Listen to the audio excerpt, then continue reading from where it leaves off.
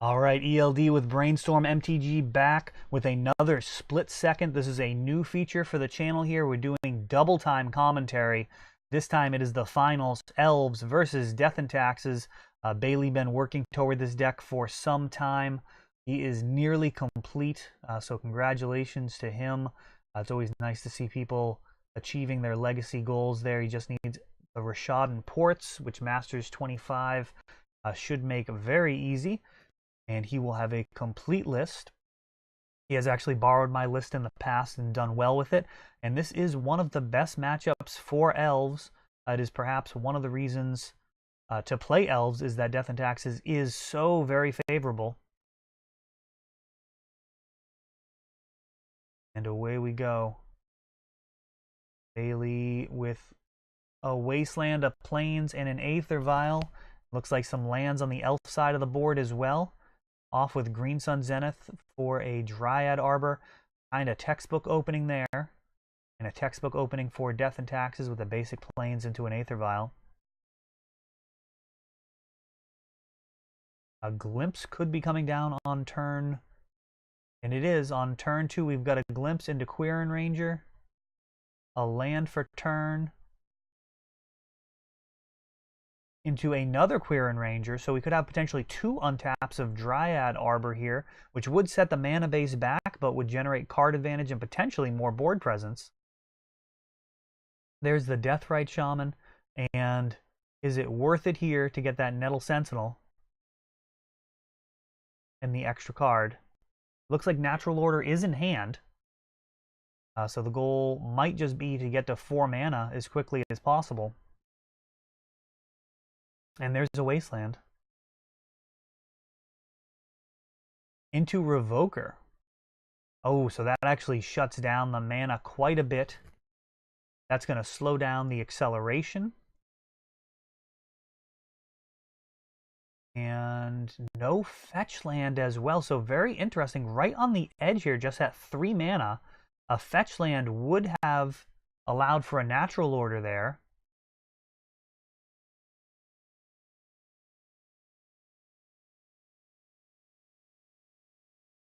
So right on the edge of death here, and then Sanctum Prelate, and now that's going to shut off the Natural Order completely, so we really have a game here.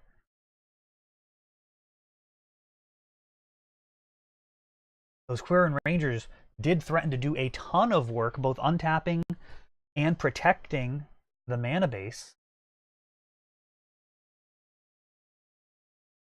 That Craterhoof in hand. Into Stoneforge Mystic. That is a hugely problematic card there. Umezawa's Jite, one of the absolute best cards versus Elves. Generally what you're going to want to do as an Elf player against that is have some way of blocking the creature and then returning it to your hand. Either Quirion Ranger returning a Dryad Arbor, or of course the Wirewood Symbiote returning any Elf.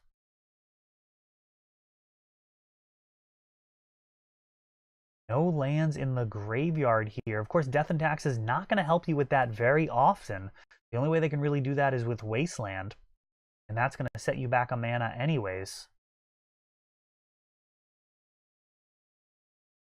Going to need some fetch lands for those Deathrite Shamans to actually produce mana. Right now, kind of wishing that card was a Llanowar Elf.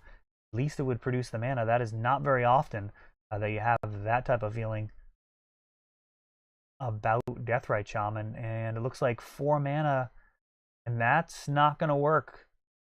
Green Sun Zenith at 4 is actually going to get stopped by the Sanctum Prelate. That would have been really nice to be able to grab the Reclamation Sage to blow up that Phyrexian Revoker, and instead just casting it for 1. It may have been worth it to wait a turn here. We'll see how this plays out. Of course, you can Green Sun Zenith for whatever mana you have available, so being able to push that out at X equals 4 would have been a 5 mana converted cost, which would have not cared about that Sanctum Prelate at all. and instead grabbing the Heritage Druid. And it's going to be 6/8 mana into Craterhoof, which gets that untapped trigger for the Nettle Sentinel, threatening lethal right here. Does Bailey have an answer? And he does. He's got Swords to Plowshares, so that's going to come in response to the trigger. And now the question is, does Nettle Sentinel swing? Right now, looks like it would be getting +7/+7. That would be 9 damage. Could put Bailey down to 5. And Smelling Something was up. There's the Mirren Crusader. So swinging with Nettle Sentinel would have netted absolutely no effect. But this is a terrible situation even with that correct read. We got 4 counters on that Mirren Crusader. Pro green and pro black might as well be a true name against this deck. And creatures are going into the graveyard rapidly. Glimpse trying to make a comeback here into Elvish Visionary. A couple of more draw triggers. It's a tough sell from here. That Crusader is going to be able to get 4 counters on it again next turn. Bailey making a move toward that Violet 3. If that's Flicker Wisp, this is going to be lethal. And it is a Flicker Wisp. And here comes the Stoneforge back in.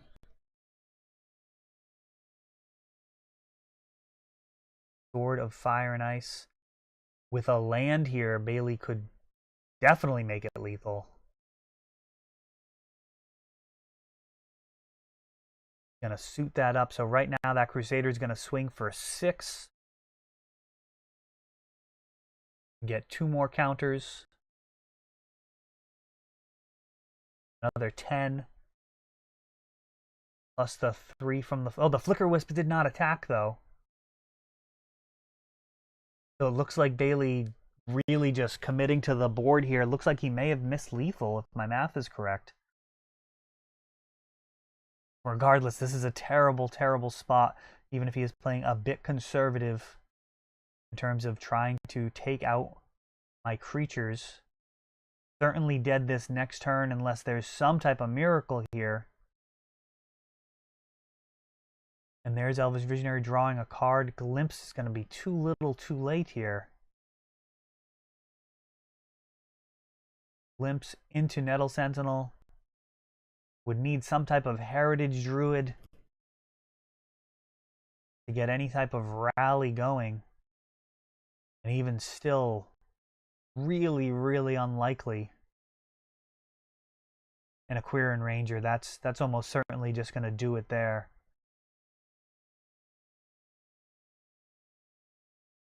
With all of those counters on Jit, pretty much inconceivable to see a way to win there.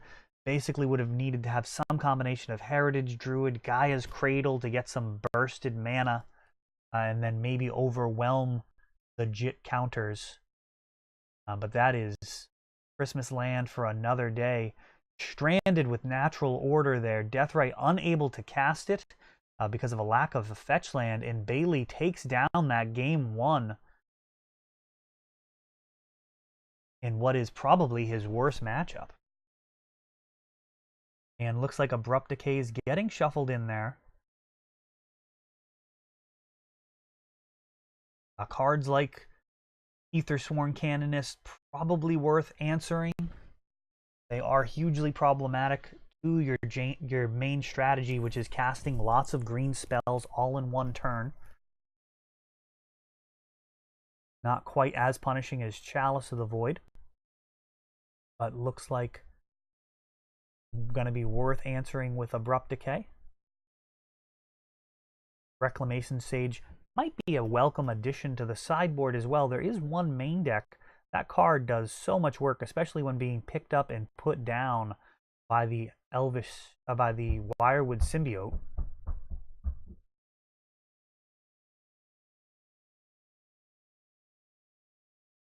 Good 20 minutes off the clock there. Does feel much faster with this new split-second segment going double speed. bring you the same legacy action in just half the time. And during the shuffle, actually will give a shout out to Scholars. The owner Kyle, huge supporter of the Eternal formats, Vintage and Legacy. We actually just scheduled a couple of Legacy events upcoming. I believe we've got March 24th and April 14th, perhaps. But go ahead and check out the Scholars Facebook page to see what is in the works for Legacy. Opening up with a Quirion Ranger instead of Acceleration, not ideal. Bailey, Rashad Port into that Aether Vial. Standard opening for Death and Taxes. Going to set up a much better mid to late game where that Aether Vial is just going to put so much extra mana advantage, and it actually is good enough to draw an Abrupt Decay here. Perhaps imagining that the Rashad Port is sending a little bit of a signal, and there's a Horizon Canopy into Thalia.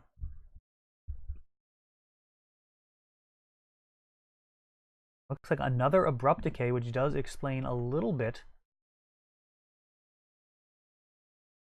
decision there, and then Deathrite and Elvish Visionary. So nice thing about the Elf combo deck here is you don't actually get punished against Thalia.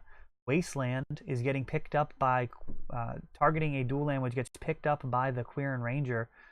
Bailey learning about that card in real time.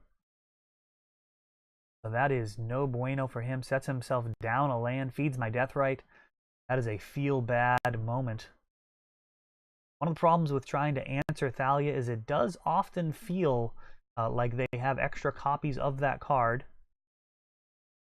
And going to go ahead and fire a Green Sun Zenith for 1 here. Grabbing the Wirewood Symbiote, so looking to set up the recursion. That is going to stop any type of Thalia beats. Going to be able to block and then return. Of course, First Strike going to make sure that we can't actually kill her. And there's another Wasteland. Got to assume Bailey learned his lesson after the first time. That Horizon Canopy, sacrificing it to draw a card, is tempting. But it will feed the Deathrite Shaman's ability to accelerate my board. So it's a real decision, the trade-off in between the extra card. Looks like that read on the Aether Vial was at least partially correct. Bailey's mana base, kind of a train wreck here. Horizon Canopy, Wasteland, Rashad Port. Does not have the double white necessary for so many of his cards.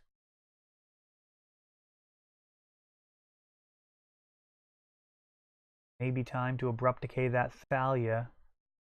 Instead, just X equals 1 again for another Wirewood Symbiote.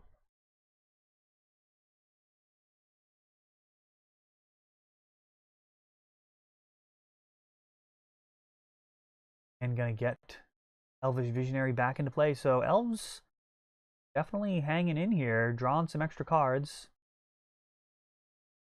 Even with Thalia on board, certainly a very different game than when you're playing against Storm or even Sneak and Show. Once they get that Thalia out, it really hinders your plan. And here, able to just continue getting stuff done. And a Cavern adds to Bailey's mismatched mana base here.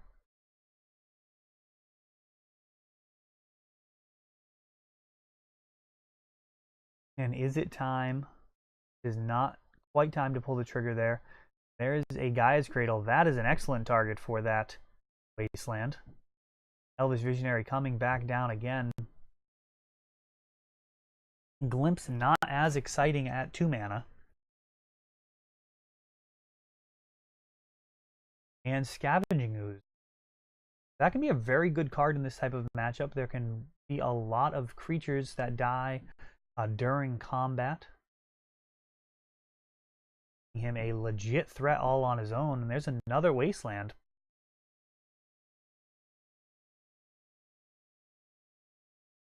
So Elves' mana base here certainly could just cast a Craterhoof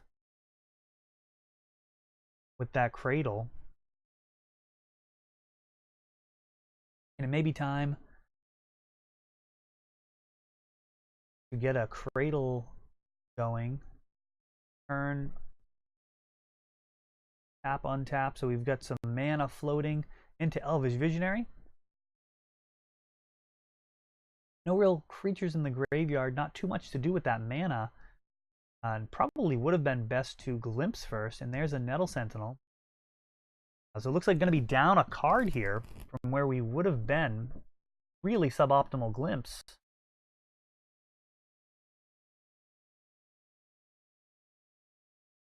And Abrupt Decay getting rid of Thalia.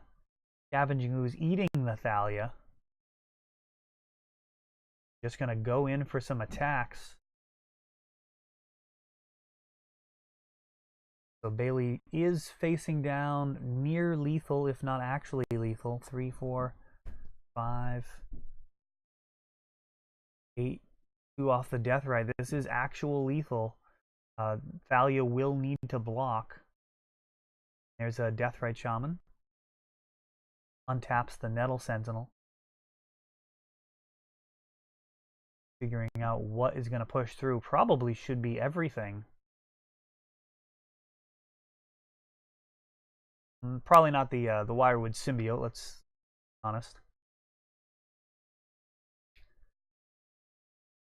That's actually going to end the game. You generally don't need to turn that guy sideways. Are there enough instants and sorceries here to finish it off? Deathrite, untap. Quirion Ranger to untap. There we go. So that actually does do it. Going into game 3 here. Going real wide against a pretty terrible mana base for Bailey.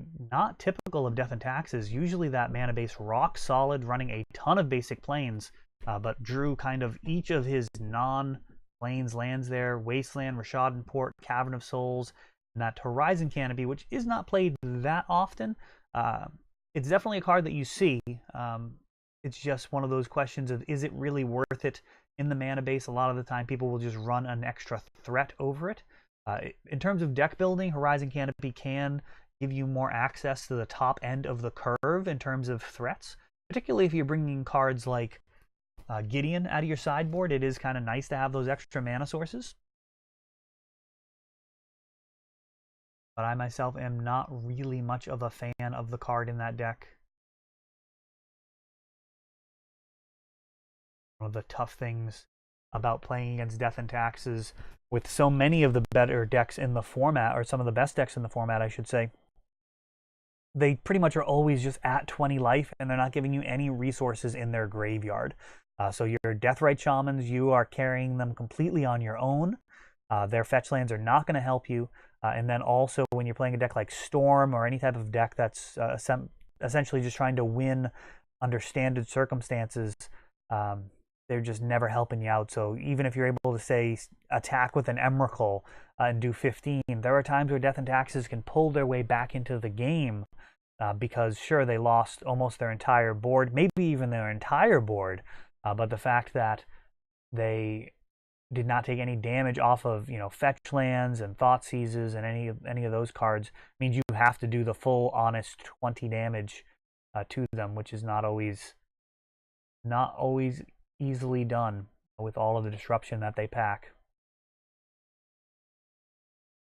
Not sure what the delay is there.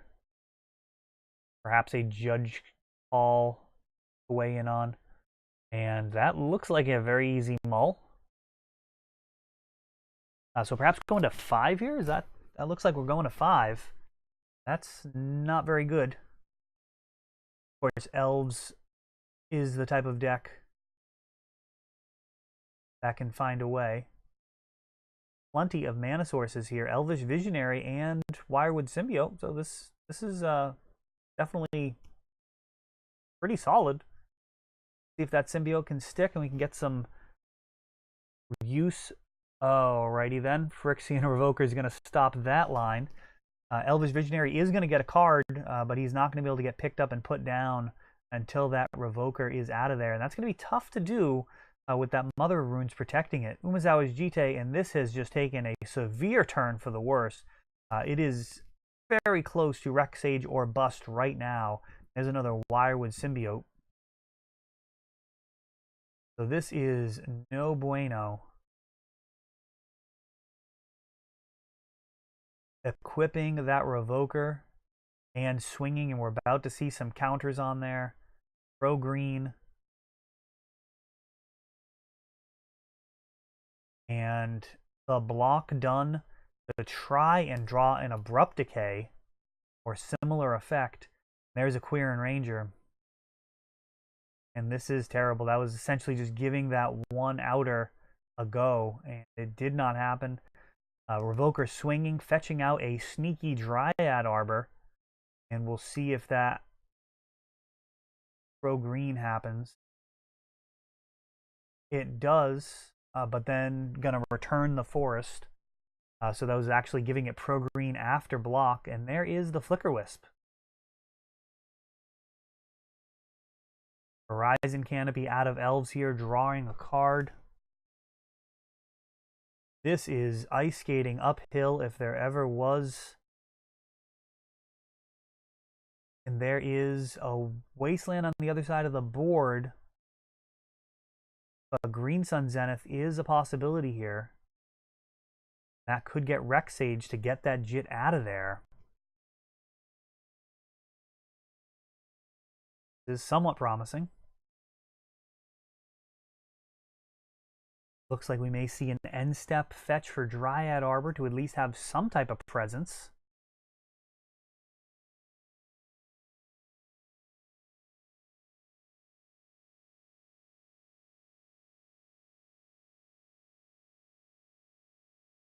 Quirion Ranger into Gaia's Cradle. That's going to get the Rec Sage. So taking out the Jit, it's at least a game now. This is definitely something. For a Mulda 5, this is probably about as much as you can hope for, is to just have a chance at it. And there is Aethersworn Canonist.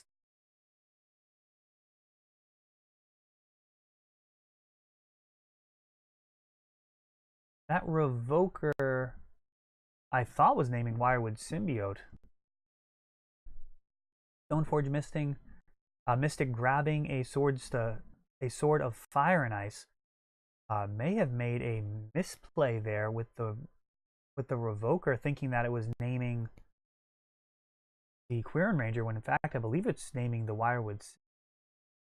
Flickerwisp threatening to make it a non-issue here. Sword of Fire and Ice, if it lands, is gonna be it. We've got 5.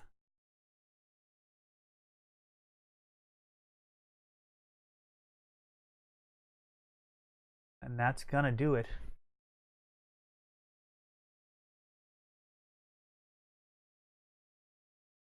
That is it. Just Craterhoof in hand.